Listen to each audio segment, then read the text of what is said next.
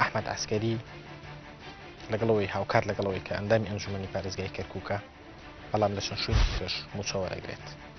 ئەوترێت لە زانکۆی سلێمانی وەکو مامۆستا دویاناڵێت و موچەیەک وەرەگرێت باز لەوەکرێت کە موچەی خاننشینی بەڕێوەبەری گشتی هەیە ئەو ئەنجومەنە دەمێکەیە وەختی بەسەر چووە دەمێکەیە بۆیە بگۆڕایە و خەڵکی خوێنی تازەتر بهاتایە بیری تازەتر باتێتە ناو ئەنجومەنەوە کە داودۆڵی وەزیری دەرەوەی تورکیا هاتە کەرکووک ئەحمەد عسکەری یەکەم کەس بوو لە میدیاکانەوە بەسی لەوە کرد کە سەردانەکە گرنگە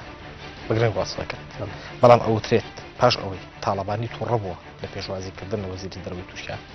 و ئەم تووڕەیەشی گەیشتۆتە ئیداری کەرکووک و بەرپرسانی شارەکە جەنابەت لە هەمان شەوە یەکەم کەس بوویت کە لە میدیاکانەوە باسی لەوە کردوکە نەدەبوو پێشوازی لێ بکرێت ئەگەر ئەو کوڵەتە جیهانی کە باسەکرێ ئەو کوڵەتی تا بۆیە ڕەنگە پارەکە بەشی سێپەر دیاری نەکرد ئێمە بەگشتی ئاڵێنەرەکانی کەرکووک لە مەسڵای پێویستانی زۆریان نەسەها بەڵێندەر نین یعنی کردویانە بە پیشەی خۆیان بەڵێندەرایەتی بەڵام پیشیان نییە بەرنامەی بەڕاشکاوی ئەم شەو کاتژمێر 9:05 لە NRT-ەوە پێشکەشتان دەکرێت.